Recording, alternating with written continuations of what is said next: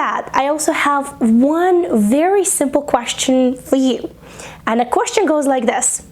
Would you wear a garment, an actual garment, a piece of clothing that was entirely hand sewn? So no sewing machine, no serger, no cover stitch, no other machinery that would actually produce a stitch, but instead the whole thing was made by hand sewing needles, thread, and fabric. So let me know about that in the comments below. Yes, if you want to kind of expand on that answer, and no, and if you want to expand on that answer. I'm kind of really curious to see what you guys are about to say. Without any further ado, that's exactly what I'm doing today.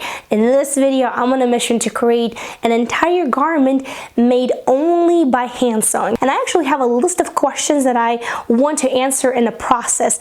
One of them, the first one, is can I actually do it? Can I create a garment that would be super proud to wear entirely by hand? Number two, how long will it actually take? Now, since I've been sewing for quite some time, I know approximately how long each garment, depending on the complexity of the garment, will take me to make. And I'm really curious to see how that compares to hand sewing. Obviously, I know it will take a lot longer, but how much longer? And number three, will it hold up in a washing machine?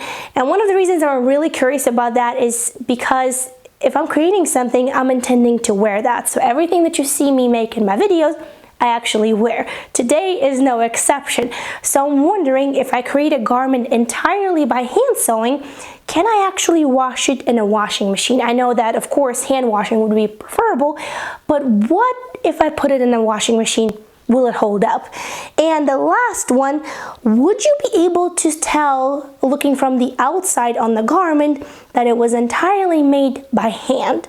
Now, I usually do quite a bit of prep before I start my projects, and this one will require a ton of it, and I think that's kind of where the success is going to be, really thinking through the steps before you start the steps. And before I start digging for durable hand stitches for making clothes, I don't know, maybe I will look even at some historical references, but before that, I want to pick the fabric and the garment that I will be making, and that definitely should be something very simple, everyday item that I will wear. And same goes for the fabric. So I want something, it doesn't have to be a mix of natural fibers, but maybe something similar, definitely something soft and drapey, something that would be quite easy to work with, because obviously I'm going to be working by hand. And I feel that once I have taken care of that, I will be able to move on onto the game plan of this entire experiment. These are some of the fabrics that I have in mind, and while we look at them, I think you might be asking, why would you even put yourself through such torture? I mean, you have a sewing machine, you have a serger. Well, why would you want to make anything by hand entirely? And I think the answer to this question is so broad. I mean, why do we do anything, right? Why do we write songs or create art or, explore the world? It just, it's a curiosity and a challenge. And just, taking it slower, definitely connecting with the art of sewing on a different level, because hand sewing is definitely quite different than machine sewing. And I think while you do these stitches, you have so many thoughts running through your head. I mean, I know it's getting a little bit more philosophical here than some of you might like, but I think it's an interesting experience, and that's what I'm after. All right, let's take a look.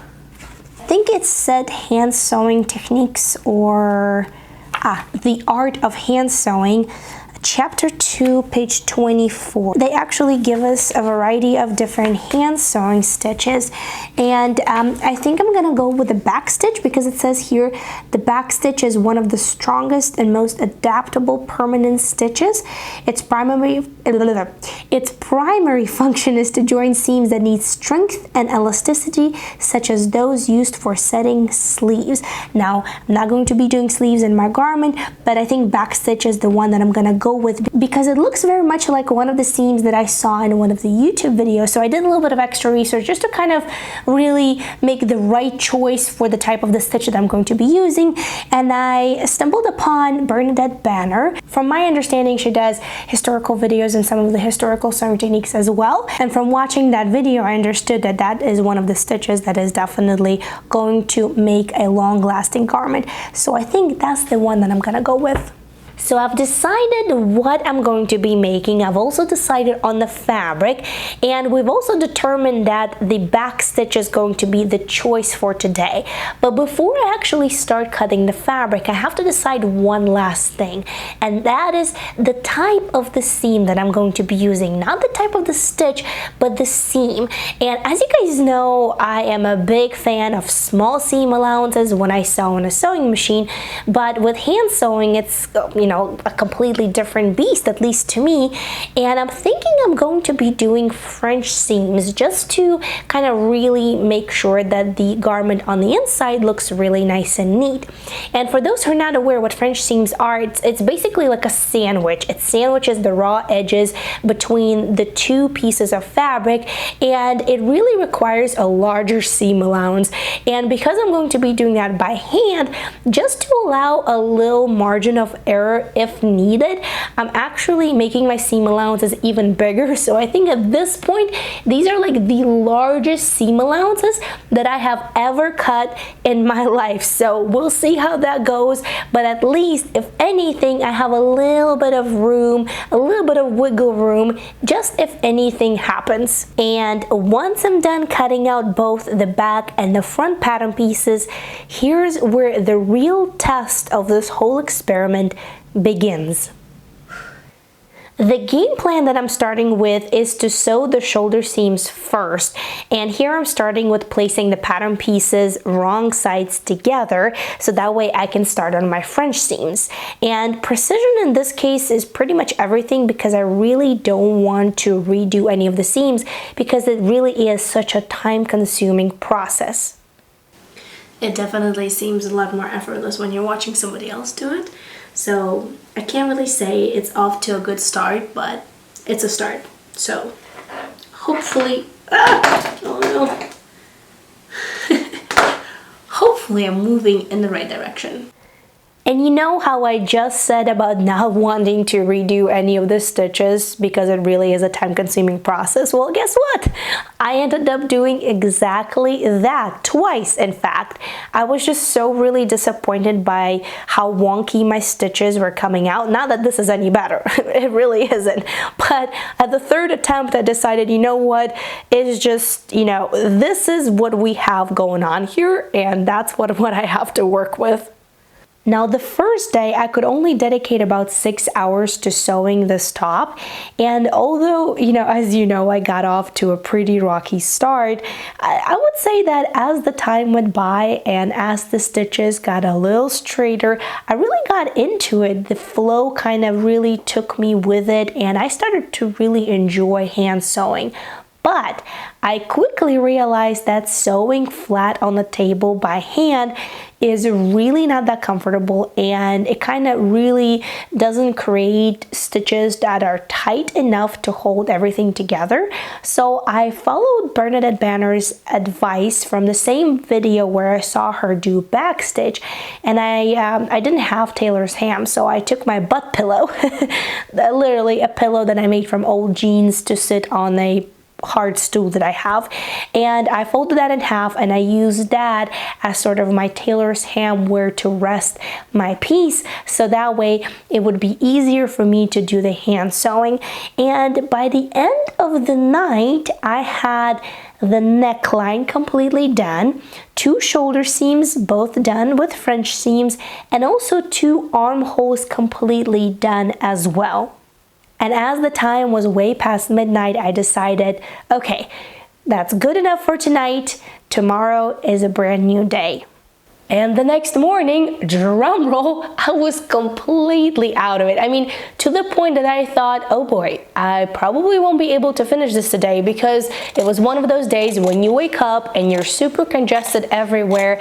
I was really close to losing my voice, which is never pleasant. I had a pounding headache, and just overall not a great day to be doing, things that really require a lot of your attention, but I only had to finish 2 side seams and a hem. So I was on the mission, so I thought, okay, it's 8:30 in the morning, let me just get started and I see where it takes me. And interestingly enough, stitch by stitch, one by one, it had that really soothing effect on me that, you know, after a while I just kind of forgot about my headache and I just kept moving and doing stitch by stitch. And let me know if you kind of feel the same way about hand sewing. And I found that very interesting. It really had that super calming effect, which was very nice, especially at that particular moment. And you know what? By 3 p.m., I had an entire garment completely done by hand sewing. So to answer the first question of the video that I had for myself, yes, I did it. I made an entire garment by hand sewing only. To answer the time question, if I put 2 of the days together, I think it was around 11 to 12 hours. I wasn't keeping a really strict time frame, but I think about 12 hours is what it took me to create this garment from scratch. And remember that I also got off to a rocky start. I was redoing my stitches multiple times. So if you're much better than I am, or maybe you're faster than I am, I think that you'll be able to complete that in like 8 hours, which I think is a really great thing.